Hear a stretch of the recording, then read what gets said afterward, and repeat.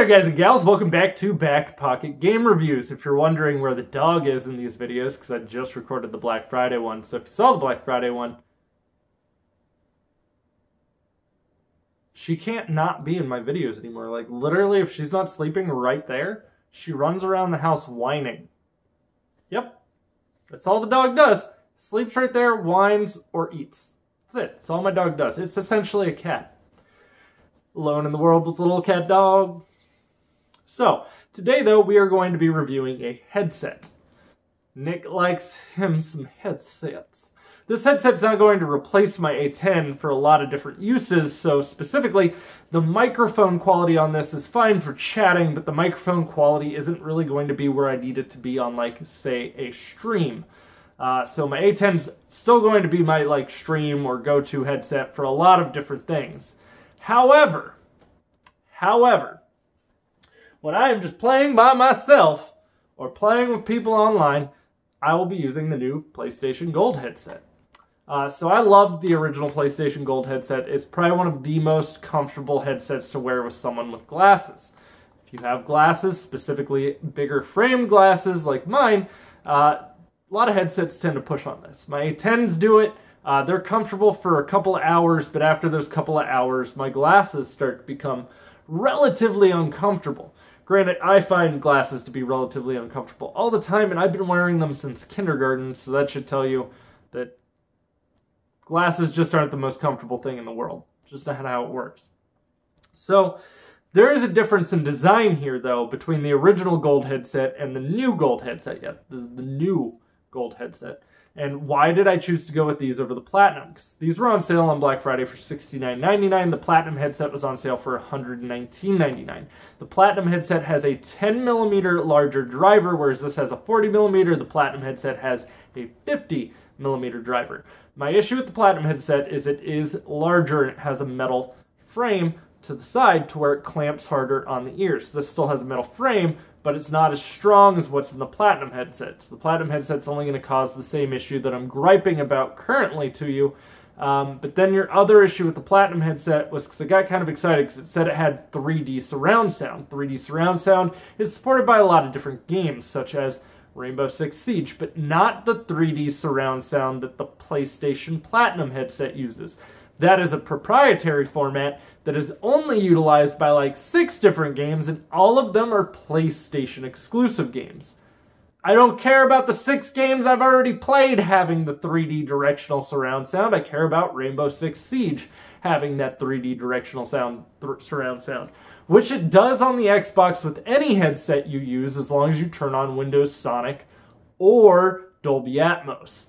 But this is still a virtual 7.1 surround sound. So I still get surround sound, and this does work very good for sound whoring purposes when playing Rainbow Six Siege. I can hear very well and tell the direction it's coming from.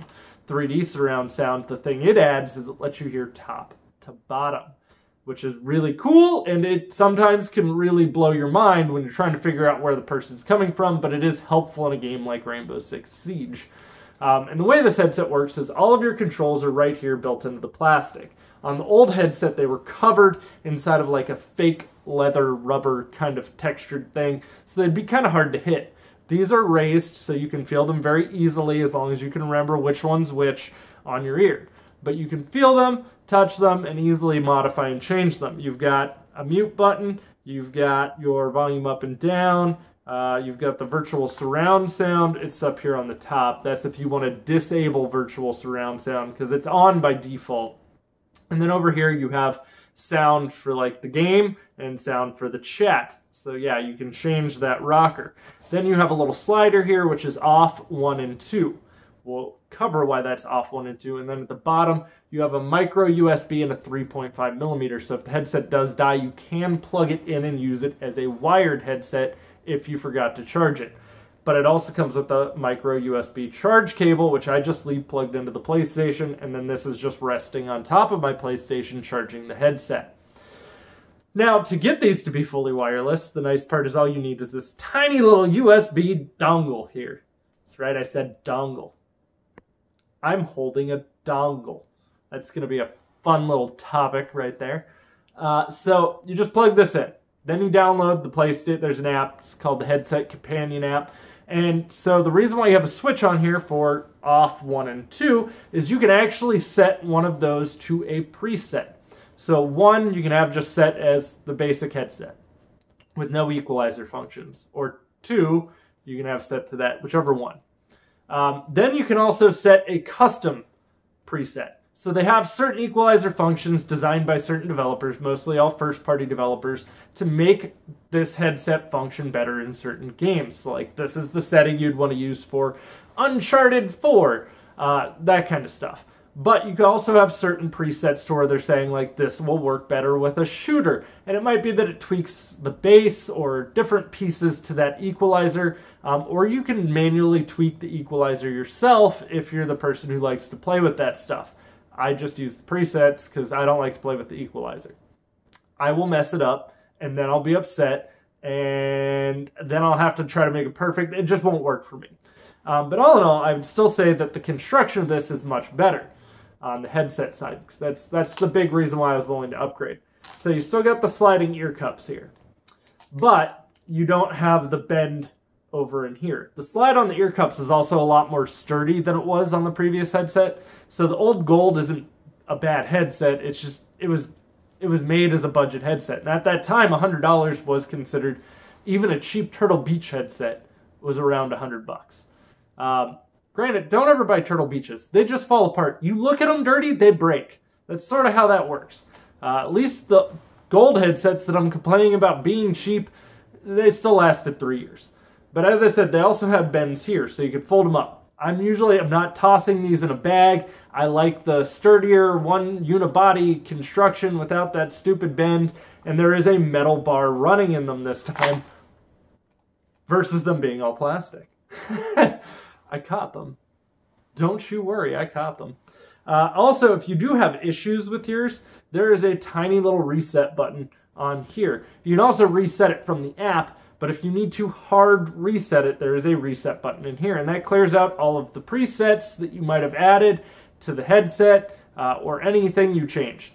You need to plug this headset in and hardwire it to update the headset though. And I do recommend doing that right out the gate. You buy this, just plug it in, let it charge, go into the companion app, update it. Make sure that it's plugged in too, because this is how they communicate super easily to each other. Which they can push updates to the headset. That's only going to make slight changes to the overall life or performance of the headset, because obviously firmware can't override hardware. Doesn't work that way.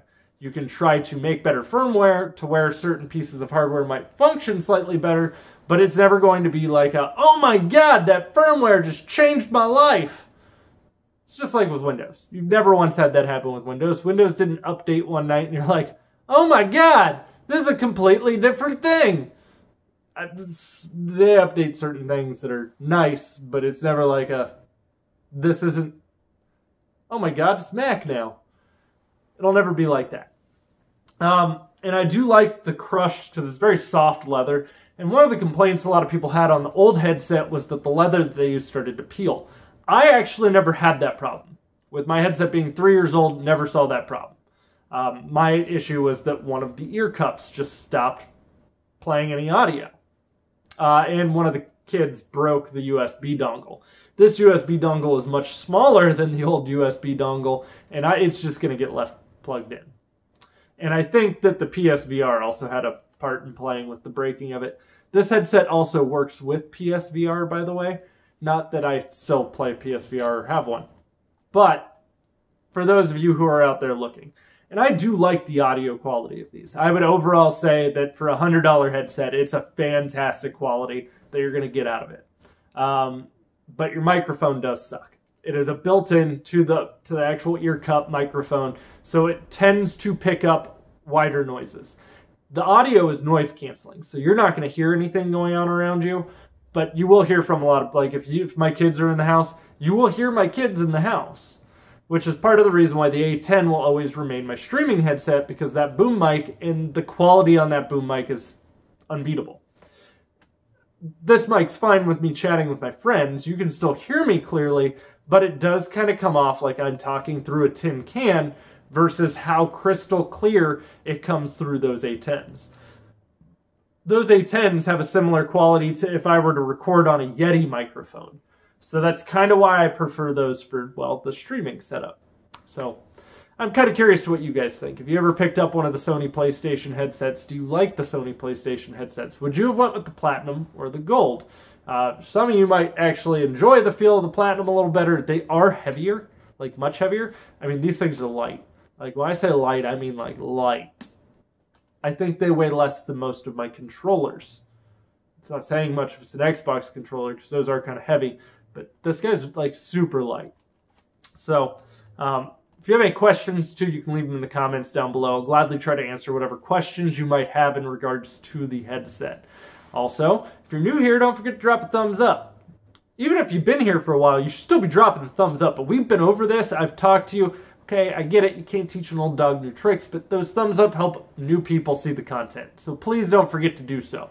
Also, if you're brand new here and you've never seen my ugly mug before, click that subscribe button, okay? You click that subscribe button, you'll make me very excited. Think of it as like a stocking stuffer. You're stuffing my stocking by dinging the bell and clicking subscribe. Thanks for watching. I'll see you all soon. Plenty more content coming for you, so stick around.